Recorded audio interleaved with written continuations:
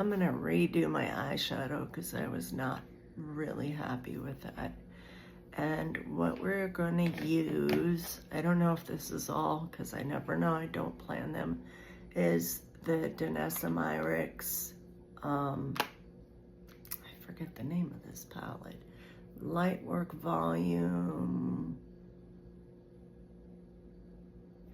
my God, I'm blind, Volume 6, yeah, Volume 6. So this is the newest one. It comes in a palette where they're side by side and a magnetic, you know, thing. But you can take them apart and stack them and then take off the Danessa Myricks sort of label, and it has a mirror, and you can take it like this, and it comes with this little travel bag, so you can take it with you if you're working on clients or, you know, whatever it is you want to do. I'm going, excuse me, I am going to do some maybe purple and pinks, I think. Yeah, okay, so I'm gonna start with, I need a small brush, and it is right here. This is the Refer number 13. It's very, very tiny. It's good for hooded eyes or those that just really want to get into your crease or out here. So that's what I'm going to use. And I'm going to use this sort of bluish purple, and we're going to place it both in the crease, and we're going to kind of go out like this. I want to bring it in like this a little bit, and you'll see why when it all comes together. All right, I'm gonna pause while I do the other eye. So now we're gonna switch to a fluffier brush. This is Refer number 15. I don't know if there's even a way to do that. Yeah, I'll have to reverse the screen, I guess. But anyway, Refer number 15. And we're gonna use this sort of pinky magenta to kind of just tap over the edges of that bluish purple so that we have a little like gradation, I guess, gradation, whatever you want to call it. And I'm gonna have to use a smaller brush for over here, but I'm not only gonna do this so that we have the pink around that, but we're gonna use a fluffy brush to blend that out. But I wanna use this one, and I know I'm gonna butcher this name. I got it from, I think it's called Food or Fude, F-U-D-E. It's a Japanese handmade brush company. This is called Chikuhodo, something like that, Chikuhodo, and it is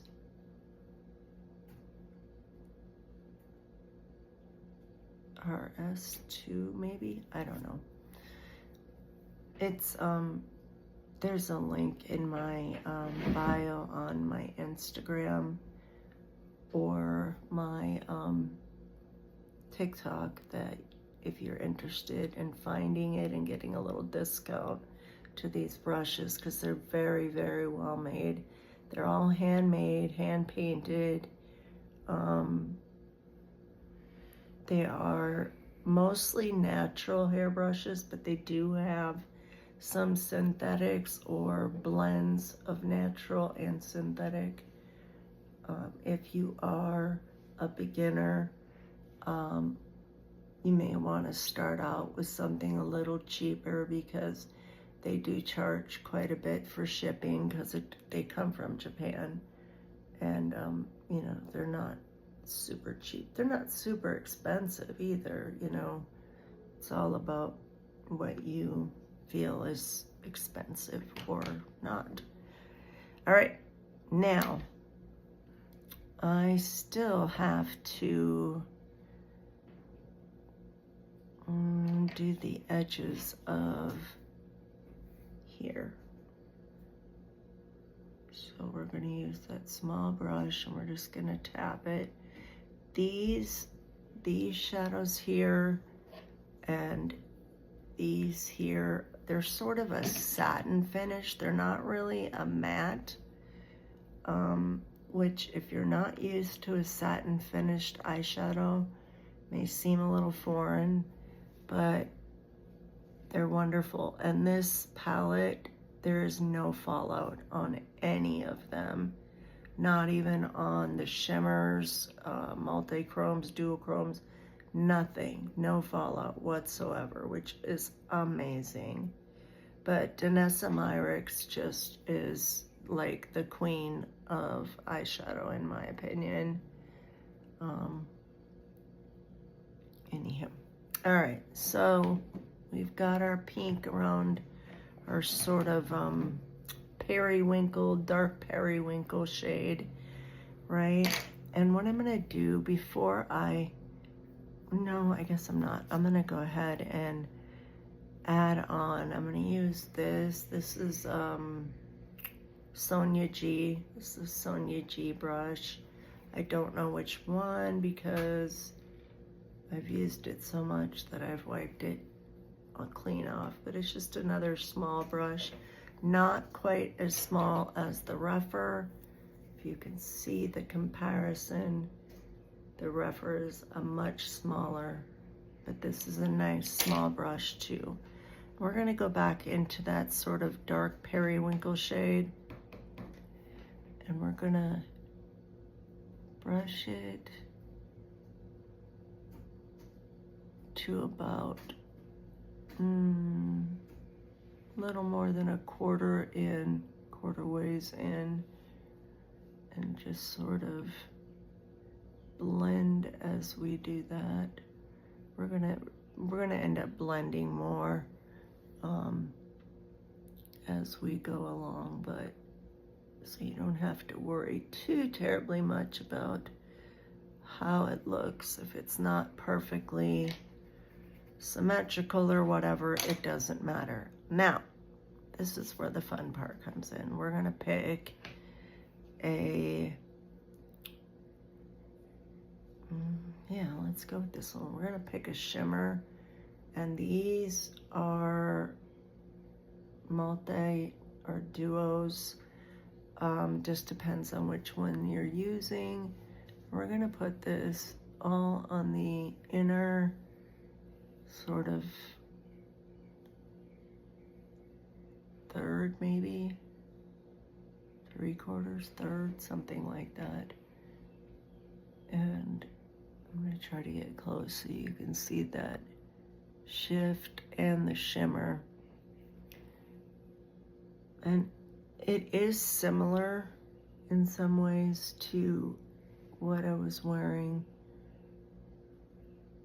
prior to this, but it is a little bit different. All right, now I'm gonna go into this one, and I don't know if I can, yeah, you can see the shift where it kind of goes from a pink to an orange with a slight little green shimmer to it, and we're gonna do that right in the sort of in the seam, what I call it a seam. So it's between the velvet, the satin shade and the already applied shimmery. They're not quite foils, but they're not quite shimmers. They're a very interesting, all of them have very interesting texture. All right, so you see I went over too far there, so that's okay, because we're gonna blend a little. I am going to take my refer number 1, which, yes, I need to wash my brushes, and I will do so hopefully today, because they definitely need a bath. So we're just gonna sort of blend this a little bit together so there's not this dramatic like seam where you can see where one begins and the other ends. We don't want that. We want it to kind of be a little smoky on the outer edges. Sorry. Hubby sneezing, allergies. I hope. And not sickness. We don't want any of that. Okay. And then we're going to take a little bit of this shade here, which is also, I think it's a duochrome. And it's got couple of different colors in there. We're gonna pop that into our now blended seam just to give a little more brightness and a sort of gradient effect across the eye. You see what I mean? Just tapping it with a finger. You could use a brush, like if you have long nails, and you know, you find it a little difficult to do with your nail, you can use a flat brush like this. This is a Rougher 21. I also have another Sonia G brush. This one is also flat. These are great for foily, very, you know, oily, shimmery type of things. Now, I got something on my pants. Okay, I'm trying to decide if I want to add anything more to my bottom lash line. I don't know, I kind of do. Let's see if I can find my pencil brush. So this is a Rougher 26 pencil, because it looks like a pencil, right? I'm gonna go into that magenta shade and add just a tad under the already darkened purple that's there, just to kind of match the whole aesthetic we got going on.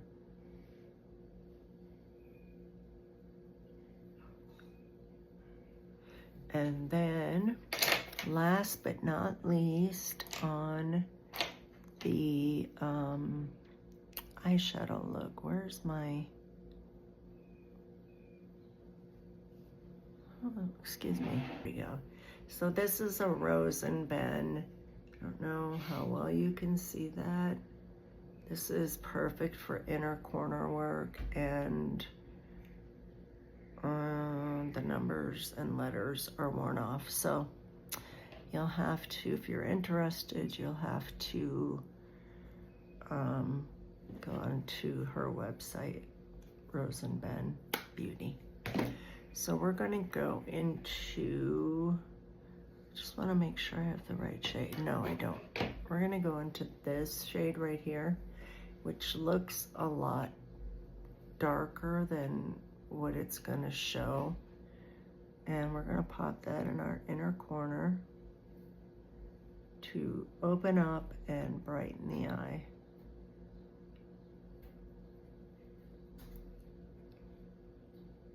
I like to sort of drag a little across just to the inner corner area there on the bottom, whereas a lot of people just do your top. It's really about preference. There's no right or wrong way to do it. All right, so we're gonna put these away. This color right here is such an amazing shade. Okay, so it looks green, and let me put it on my finger, because when you look at it dead on, it usually looks purple, but it's actually like this blue, green, purple. It's amazing. These shades are stunning, and you can find that on my TikTok shop if you're interested. But moving on. Now, this is where things get a little interesting. If you are not a makeup connoisseur, as it were. So what we're gonna do, why am I grabbing that? That is not what I want. Where is my black eyeliner? Hold on for one moment. So we're gonna take a nude colored pencil for our bottom waterline to open up the eye. It can look a little strange to those who are not used to it, but it does open up your eye and just brighten the whole thing. And for whatever reason, this has smudges of other shades on it, so it's not coming out very nude. Maybe we should try the white. This is Shiseido.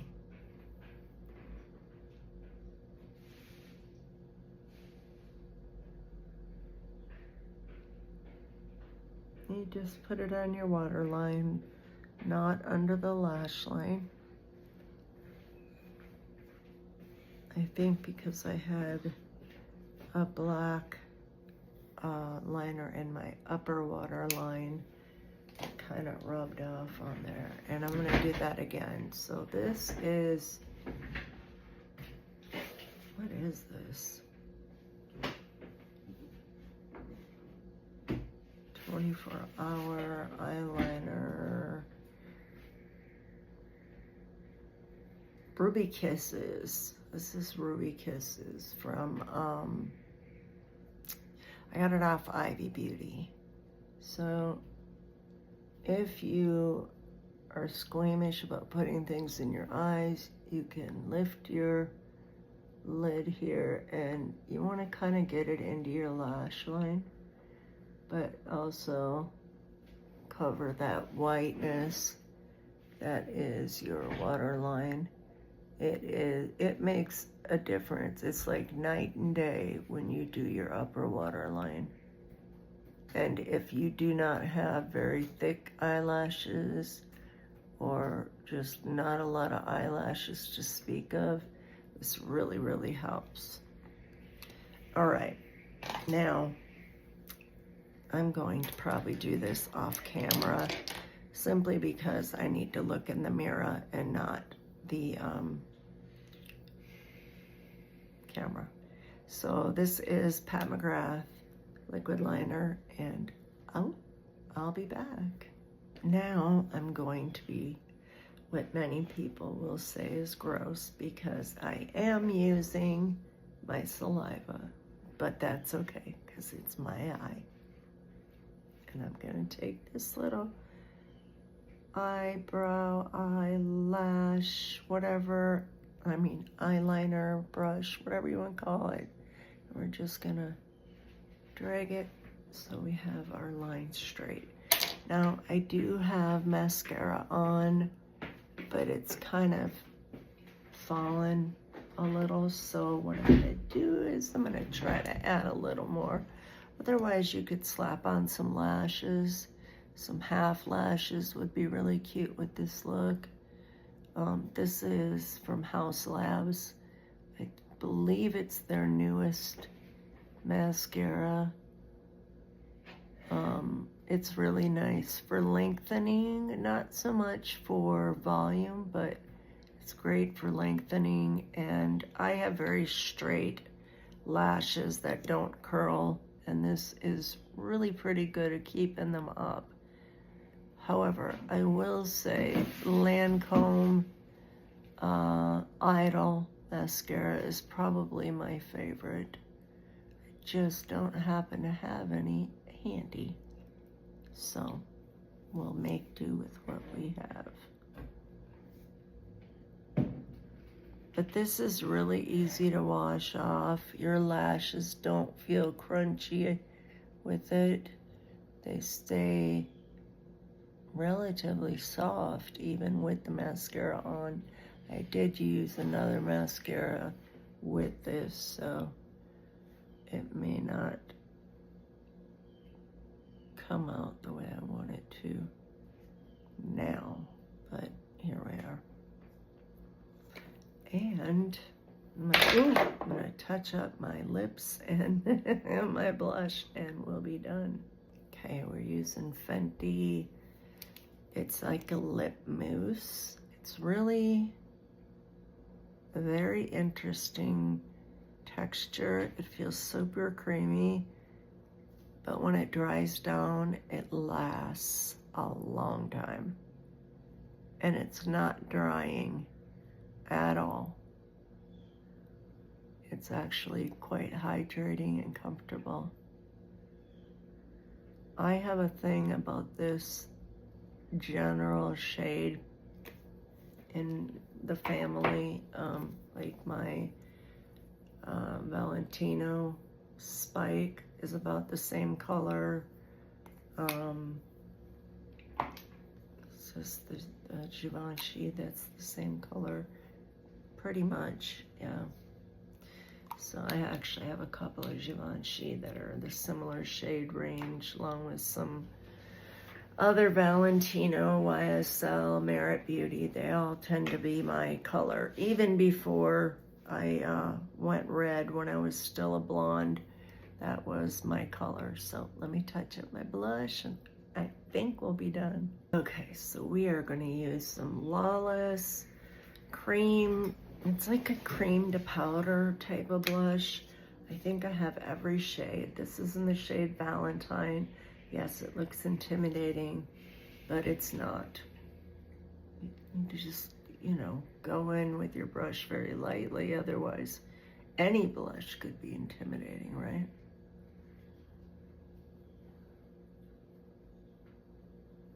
So if you want to lift your face, or give the appearance of a lifted face, you want to go from the pupil up. Every person's blush technique is not going to be the same. For example, if you have chubbier cheeks and you want to slim it down, you might want to go like this or even across.